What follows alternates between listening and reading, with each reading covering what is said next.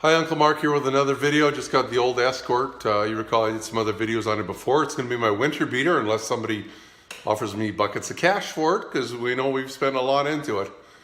What I'm doing is I got a little car warmer one installed because we're in northern Manitoba, Canada, and it's going to be getting cold here right away. But I'm not really sure this thing's working properly. Like, I think the motor's not spinning as freely, so I'm just going to, if you have one of these, show you how easy it is to take it apart, clean it up a little bit, maybe lube the motor so that it spins freely and we don't start a fire this winter.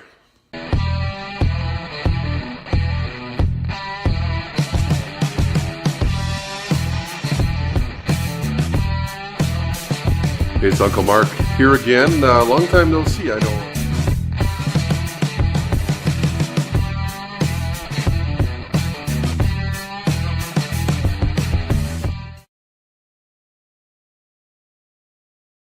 This is what it looks like. It's actually quite small compared to my hand. Like, it's just it's called the Little Buddy. There's a bigger one.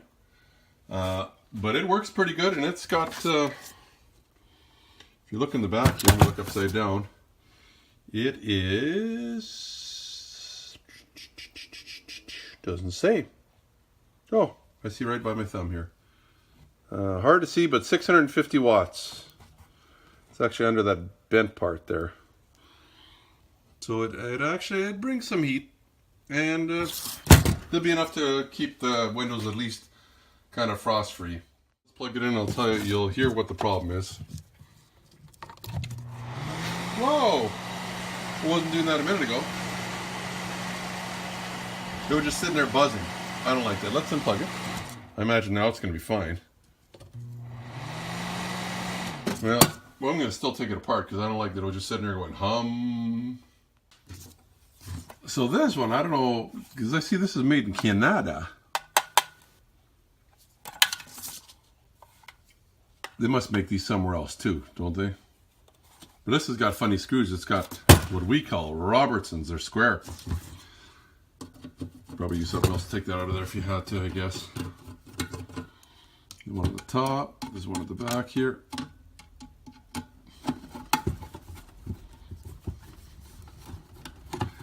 Whatever kind of screws you got, use whatever you got, I guess.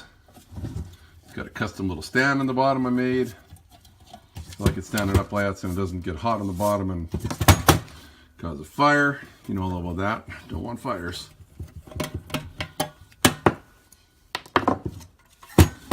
So it should just kind of, I know this comes apart now. It's been a while. Ooh. It's kind of held together with these front and back pieces. Careful.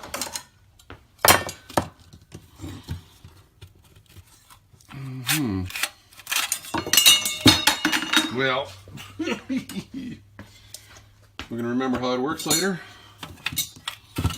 It's been a while. Oh, that's right. This piece is in here somehow.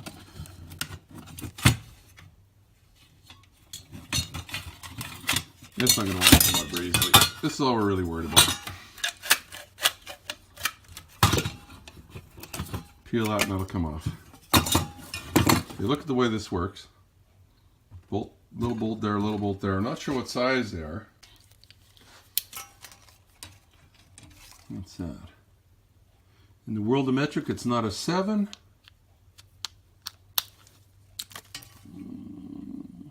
Must be a 6. Nope, somewhere between a 6 and a 7. No such thing in metric. And it's not a 7/32, so I'm going to use the one that fits everything.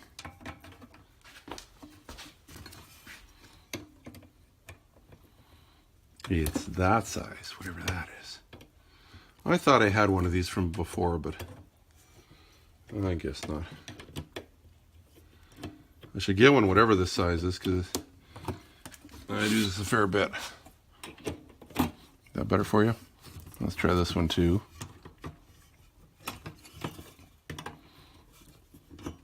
It's such a little guy. It's like, probably never going to use it again. Excuse my reach.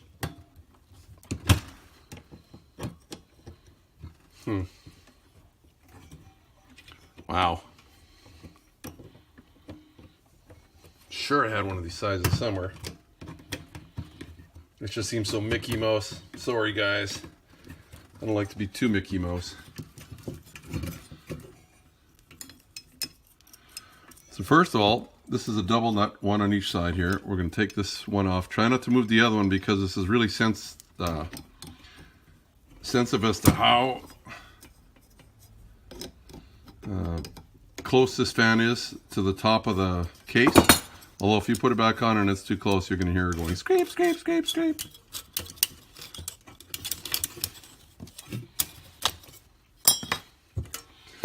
Leave that on there. I guess it'd be just as quick to take these off here. Maybe that's the way I did it last time. What size is this? That's the size. That's an 8mm. Okay. Here I thought I was going crazy, which wouldn't take much. So now you can just... Oh, well, maybe they are threaded all the way through. Oh, won't that be a pain? Goodness.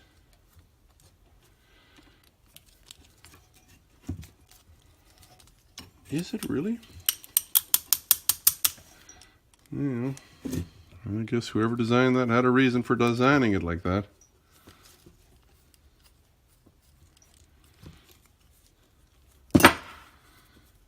Who might say it's not designed properly?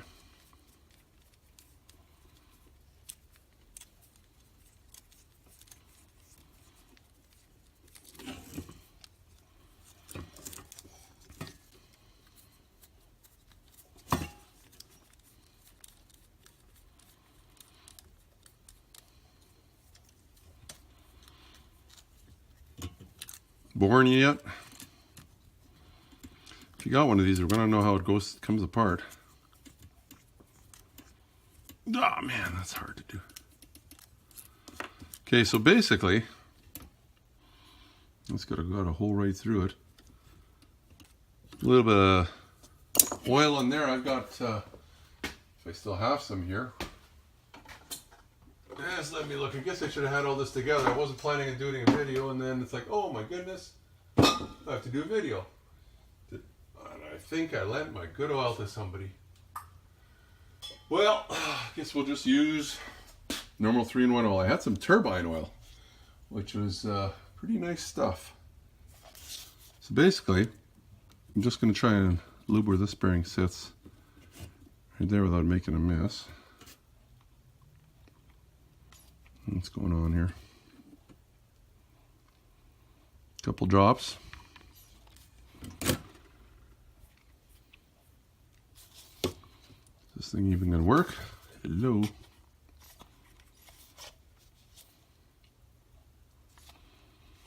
We out of oil? Oh no, here comes some. Hey. What side are we doing?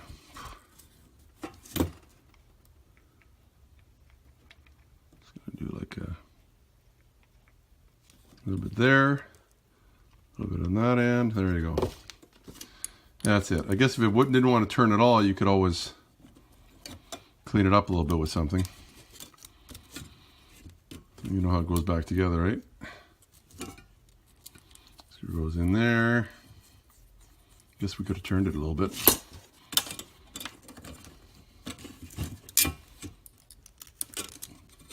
don't know if I used this last winter with the other vehicle I had. It turns, just don't turn that, which it looks like I already have.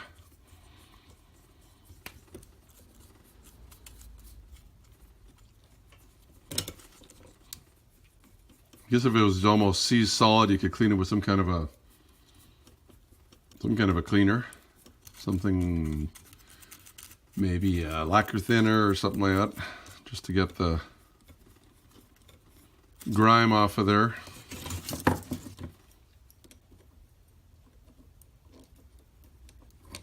You said we had one of these, right? No, that doesn't fit this side. Okay.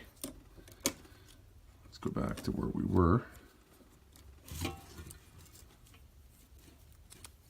Used to have these in the old record players when I was a little guy. what they use now. Bulletproof little motors.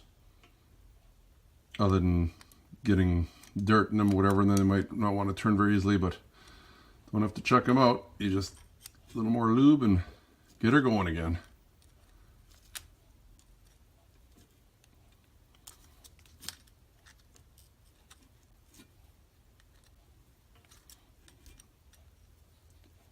Things we got to do up here in northern Canada.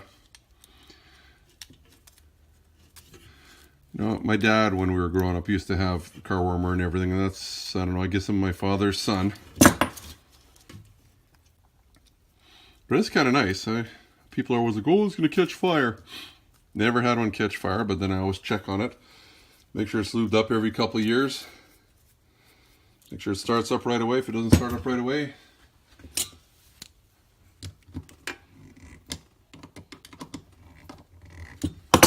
okay. Well, I guess we have to take it apart again. Tell you why in a second. Or do we? Yeah, we do.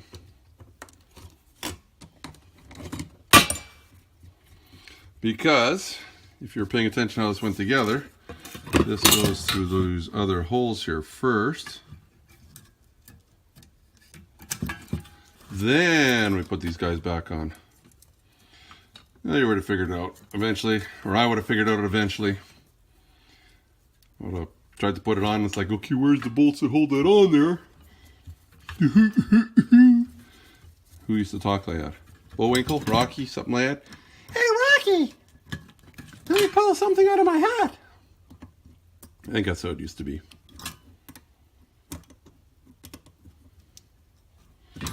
There we go. Now, before we forget, this goes back on there. Hopefully we haven't, oh, I think we're okay. Haven't changed how high it is, but I don't know if I ever have these proper. This little crescent wrench comes in really handy one time a year, but this is the time. Yeah. So there was a shield on top here. Remember, this baby was up here somehow. If it was, I don't know how it fit in there.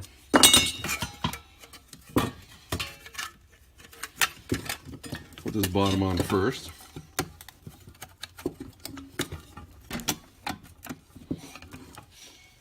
If you notice that, it's got two pieces up and then one piece down, so it kind of slides in between the two.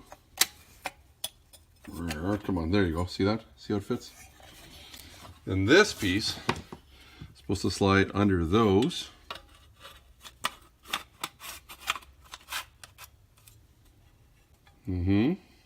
So far so good. Except I've got it backwards.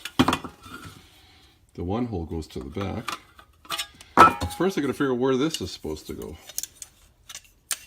Doesn't seem like, oh, it'll sit on there now, maybe. Yeah, it looks like it. Same idea, I guess it slides under. This is just an extra little heat shield. How much heat that really... It's a goofy thing. It's almost like an Electrolux vacuum. If you ever had one of those apart, they're a lot of fun trying to put back together.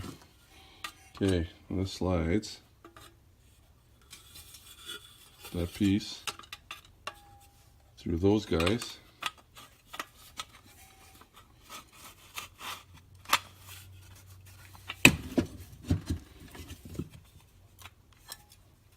So you see it kind of holds itself together.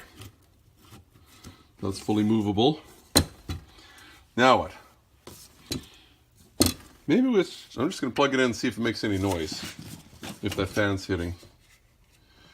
And what do we got all plugged in here?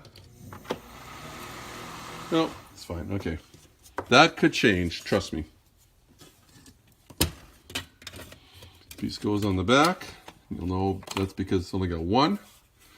Those things, and remember it's like a puzzle, so it's got to cover that piece. It's got to cover those two pieces. It's got to cover the bottom and the top. Hopefully you didn't lose your little screws.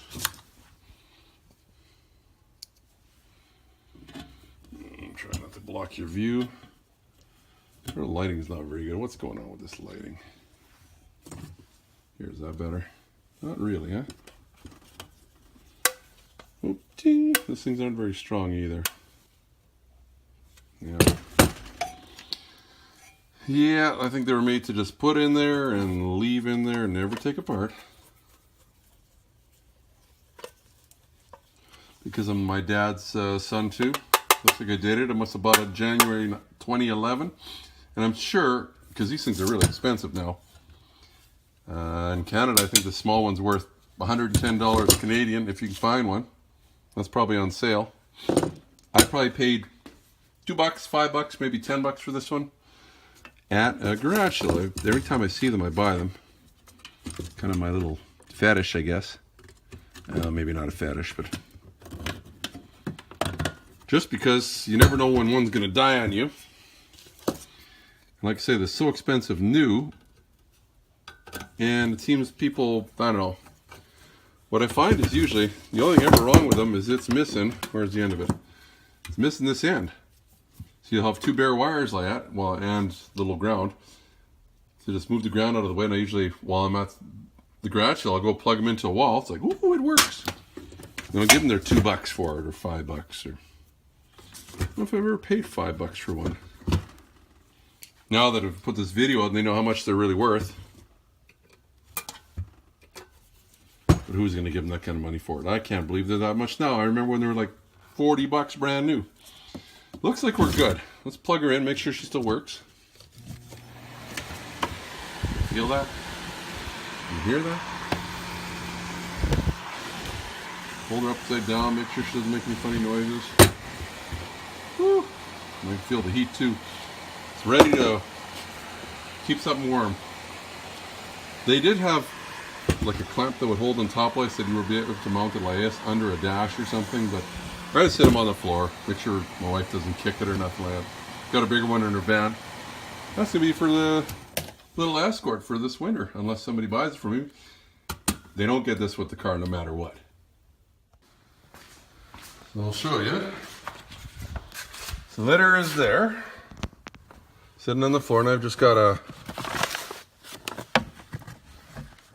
extension cord hooked up. Just goes under this piece. I've got to run it up here. Got it in behind here so it doesn't get pinched and cut, because we don't want it to get cut because it's going to ground out. Should be fine. This is just pushing against there. It's going to go good. Then I've got it. I actually undid that bolt. Undid that bolt, and that bolt. Pulled the fender a little bit, laid it under here, made it come out. And you probably, maybe you could use something else to try and fish it through there if you want. But on these old cars, pretty easy to do. Just ran it on there, tie strapped it with my block heater cord, and voila, it's pretty easy to do. Side note though, if it's a newer vehicle, there might not be any holes here. I know on my, I've got an F-150 a 2013, and this is all plugged up. You cannot get that way at all. I didn't try drilling holes or nothing. I was scared, and there was no moving the fender. Of course, there's no way to get through the firewall in these older vehicles either. They're just way too jammed up with stuff. Where are you going to run? Sometimes, in the olden days, we'd go wherever the speedometer cable was, just poke a hole beside it. But I don't think there's any room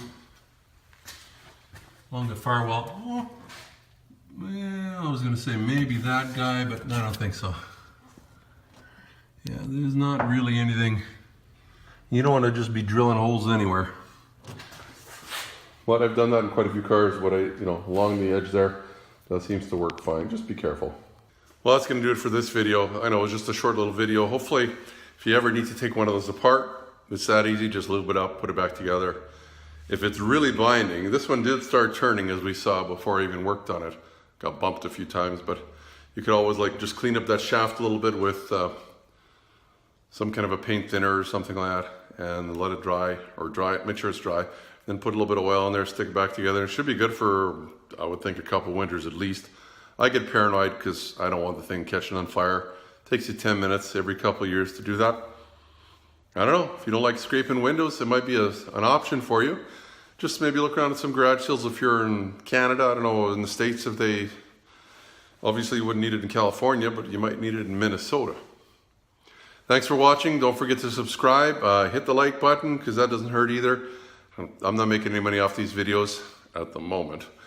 But it's just for your viewing pleasure, and hopefully you learn something as I try and learn something. Not always right, but most of the time I try to be.